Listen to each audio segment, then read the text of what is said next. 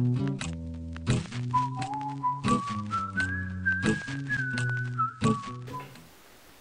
alle sammen. Jeg skal fortælle jer om Freud.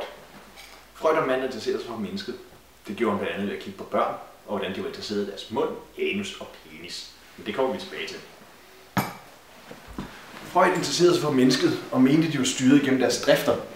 Men det mener han, at de er konstant af en krig mellem deres id, altså deres drifter og deres lyster, og deres overjeg, hvis vi skal prøve at lægge låg på det her og styre deres ting.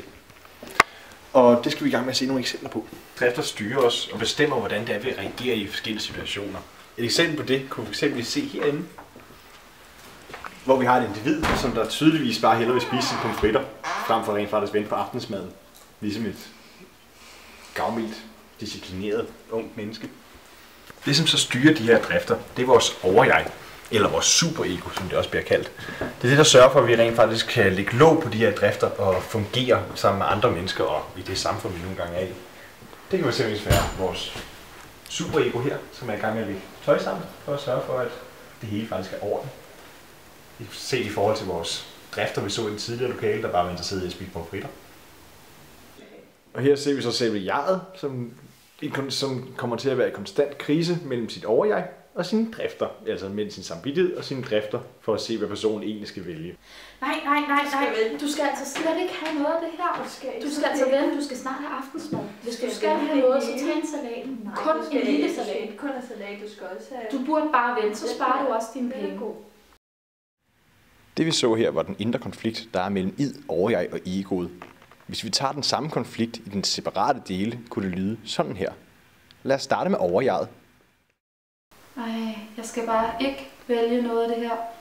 Det er slet ikke godt. Jeg har heller ikke råd til det. Jeg skal også vente på aftensmaden. Jeg vælger ikke noget. Det er dumt at vælge noget. Herefter kommer id, eller did, som det også bliver kaldt. Jeg er også sulten. Hvad skal jeg vælge? Jeg skal i hvert fald have noget pizza, noget pasta, noget bøger. Jeg skal ikke have noget salat. Jeg skal have ekstra ost og ekstra bacon. Der er bare så mange ting. Jeg tror, jeg vælger det hele. Godt. Så vi snakkede om tidligere, så definerer Freud vores ego igennem de her 3 forskellige definitioner. Vi har overjeget, og vi har id, og vi har vores jeg. Id, det var vores lyster og vores drifter, som vi så nogle eksempler på tidligere. Overjeget eller superegoet, det er det, vi bruger til at lægge låg på de her drifter, og det til sammen danner de så vores jeg eller vores ego. I et normalt fungerende mennesker er der lighed mellem de her 3, sådan så vi kommer til at fungere, så vi kan komme til at for eksempel lægge låg på nogle af de drifter, som der ikke er anvendelige i visse situationer, og visse steder for vores lyster eller vores drifter, så lov til at drive os frem, så vi rent faktisk kommer til at udvikle os. Man ser også for eksempel ved nogle diagnosede personer, at deres id for eksempel kommer til at komme for langt fremad, og derfor kan de ikke få lov til at lægge låg på nogle af de drifter, de så har, som gør, at de ikke kommer til at fungere sammen med for eksempel også almindelige mennesker. Det vi ser her, det er Freuds æg, som vi sad og talte om tidligere, hvor vi har vores ego her i midten, som så bliver trukket i af vores overjeg og vores id, det vil sige vores drifter og vores evne til at lægge låg på de her drifter, altså vores samvittighed med et andet ord. Vores drifter vil hele tiden trække os mod at skulle lave de ting, som vi nogle gange har lyst til, hvor vores samvittighed så skal prøve at komme ind og lægge låg på det her, for der er visse ting, som bare ikke har nogen accept i det samfund, man for eksempel er i.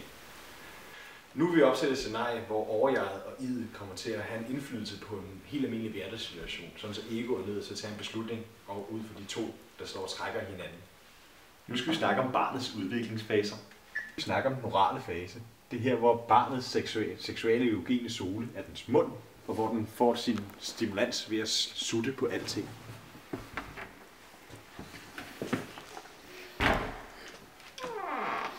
Nu skal vi snakke om den anale fase. Det er her, hvor barnet bliver interesseret i sin endetarmsåbning, og det bliver så dens nye erogene zone, som har interesse i den her periode.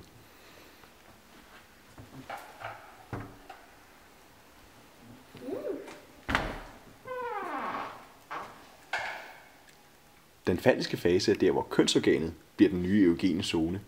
Og det er også her, vi ser, at kvinder får det, der hedder penismisundelse.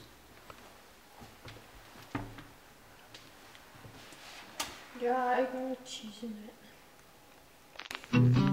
Nej, okay. Okay, 1%, kom med det.